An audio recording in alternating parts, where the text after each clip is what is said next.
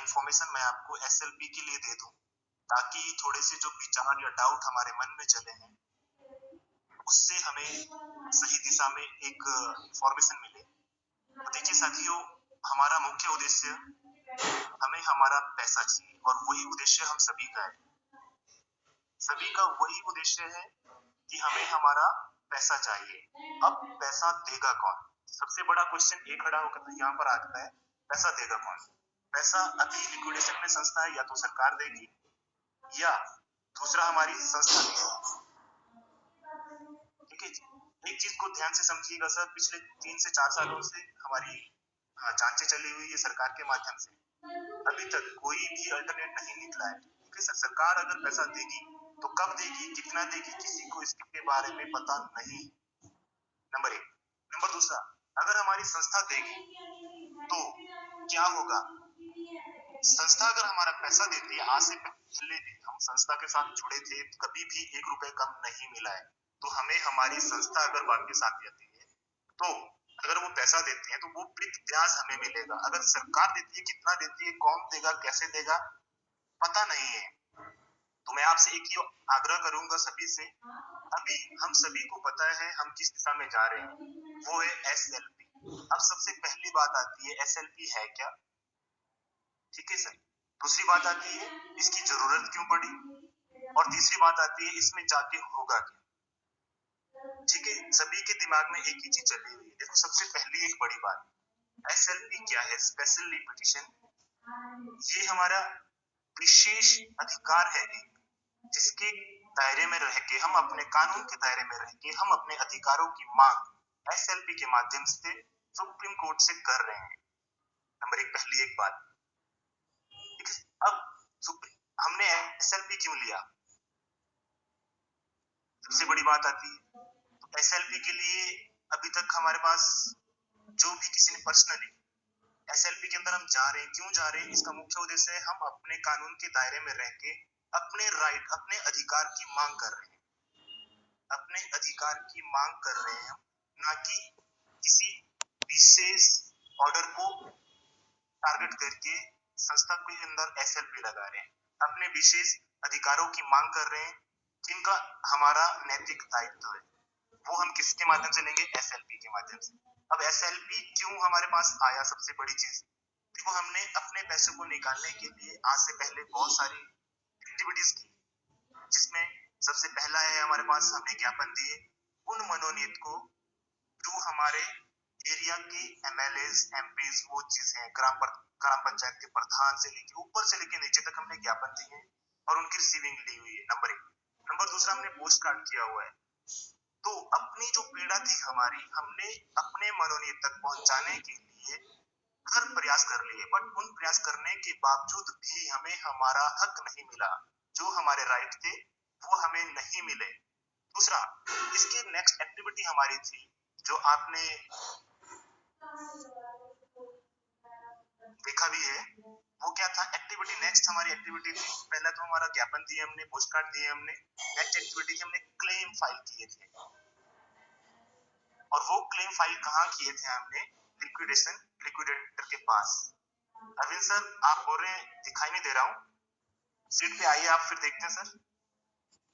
मैं आप सभी साथियों से रिक्वेस्ट करूंगा, मेरी आवाज और स्क्रीन पे मुझे दिखाई दे रहे हैं?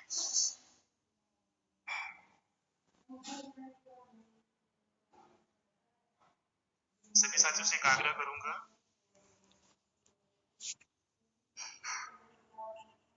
अच्छा मतलब स्क्रीन में दिखाई नहीं दे रहे हैं अरविंद सर, सभी बोल रहे हैं, बट चलो आवाज तो आ रही है आप मिस्टर इंडिया से ही। अगर अभी मैं मीटिंग को ऑफ करूंगा तो दोबारा से रिकनेक्ट होना पड़ेगा सर की। फिर आप मुझे सजेशन दीजिए, क्या चाहते हैं आप?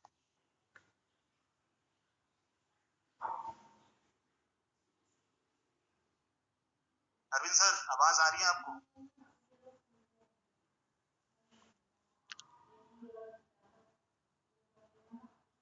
जी सतीश सर, नमस्कार। सभी में 58 सहभागियों को मेरा नमस्कार। अभी हमारे ओम प्रकाश जी हिमाचल से बता रहे थे कि हम एसएलपी क्यों लगा रहे हैं, इसका रीजन क्या है, इसको करना क्यों है। और बहुत सारी बातें इसमें पहले भी हम कर चुके हैं और आगे भी करते रहेंगे और कर भी रहे हैं।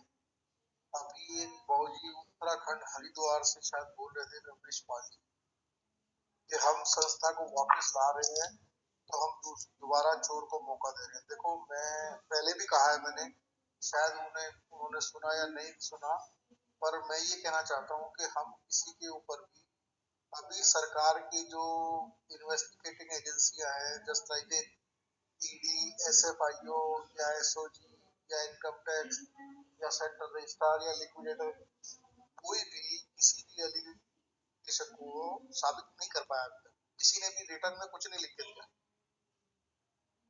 किसी ने भी कहीं भी रिटर्न में कुछ नहीं लिख के दिया कि ये आरोप इनके ऊपर साबित होते हैं या लगाए जाते हैं। अभी तक नहीं है कोई चार्जशीट, कोई चालान पेश नहीं। पहली बात। दूसरी बात कि हम जो एसएलपी की बात करते हैं, वो एसएलपी इसलिए हमें लगानी जरूरी है क्योंकि हम निचली हाई कोर्ट जो स्टेट वाइज होती है, वहां तक हमारे जजमेंट हमारे फेवर में आए, लेकिन हमें न्याय नहीं मिला।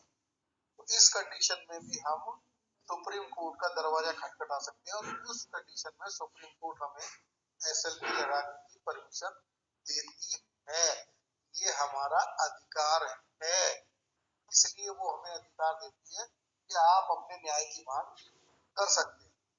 दूसरी बात, एसएलपी लगाने के लिए जो हमारी डिमांड है सुप्रीम कोर्ट में, उसमें सबसे पहले तो यही है कि हमारी संस्था में वापस लो और लिक्विडेटर को रिमूव करो, यानी कि हटाओ, और हमारे ऊपर एक प्रशासन नियुक्त करो। तीसरा, हमारी एक गवर्निंग कमेटी बना दो और हम अपनी संस्था को चलायमान करेंगे और भुगतान की प्रक्रिया को हम करेंगे। क्यों? क्योंकि ईडी ने जो हमारी प्रॉपर्टी अटैच करके कोर्ट में सरेंडर कर दी, उसी प्रॉपर्टी की बात तो लिक्विडेटर भी करता। प्रॉपर्टी रिलीज होके मेरे पास आएगी तो मैं उसको बेच के भुगतान करूंगा, यही बात है ना सर। और वो उसमें कहीं ना कहीं ये भी बिलीव करते हैं कि एक संस्था की देनदारी जो लायबिलिटी है वो इतनी है। तो दोनों चीजें हम नहीं कह रहे, गवर्नमेंट के नुमाइंदे जो ईडी, प्रवर्तन निदेशालय जिसको बोला जाता है, ये दोनों बातें वो कह रहे। तो ये काम, जो काम अपना लिक्विडेटर करेगा उस प्रॉपर्टी को बेचने का और भुगतान करने का, तो मैं समझता हूँ कि इस प्रक्रिया को तो शायद जो हमारे ऊपर प्रशासक बैठेगा और हमारी जो कमेटी बनेगी वो भी कर पाएगी, क्योंकि तो एसेट्स तो है, ये तो क्लियर हो गया, इतने हजार करोड़ रुपए का एसेट्स है और इतने हजार करोड़ की देनदारी है, ये तो क्लियर हो गया दोनों चीजें कि एसेट्स है। इसीलिए हम फाइट भी कर रहे हैं, क्योंकि संस्था आज तक वाइंड अप यानी कि बंद की स्थिति में नहीं गई है। आपका सैप सिस्टम चालू है। वो अलग बात है कि वो हमारे अधीनस्थ काम नहीं कर रहा है, वो लिक्विडेटर के अधीनस्थ काम कर रहा है, इतनी बात है। तो हमें हमारी न्याय प्रक्रिया में जाने से ना तो कोई रोक सकता है, ना हमें न्याय देने से कहीं कोई इफबट है, क्योंकि हमारे पास सारे दस्तावेज है। हम जबानी जमा खर्च में सुप्रीम कोर्ट नहीं जा रहे, हमने ये सारे डॉक्यूमेंट एविडेंस के तौर पे अपने पास इकट्ठे किए 9-10 महीने में जो हमने मेहनत की, और वही एविडेंस लेके हम सुप्रीम कोर्ट जा रहे हैं, जिसमें कि हम ये आश्वस्त करते हैं अपने आप को और अपने मेंबर्स को और अपने एडवाइजर को और अपने कर्मचारी को कि हमारे सुप्रीम कोर्ट में जाकर केस जीतने की जो संभावनाएं कितनी प्रबल है, ये हमारे दस्तावेज बताते हैं कि हम कितने प्रबल हैं इसको जीतने की। क्योंकि ऊपर से अभी कोई आदमी काम करता है तो परमात्मा भी उसकी मदद करता है जब वो नेक नियति से काम करता है। अभी जो माननीय न्यायाधीश महोदय सुप्रीम कोर्ट में विराजमान हुए हैं, वो और उनके पिताजी का इतिहास इस तरीके का रहा है कि उन्होंने न्याय पक्ष की बात की है, ना कि भेदभाव की बात की है। तो मैं समझता हूँ कि ये भी हमारे लिए एक अच्छा मौका मालिक ने दिया, और हम सब इस एसएलपी में जितना जल्दी हमसे हमारे साथ लोग एसोसिएट होकर सहयोग करके हमारी मेंबरशिप को आगे ले जाएंगे। हम यहीं पे कच्चे हैं, हम सिर्फ यहीं पे कच्चे हैं कि हमारी मेंबरशिप ही कमजोर है।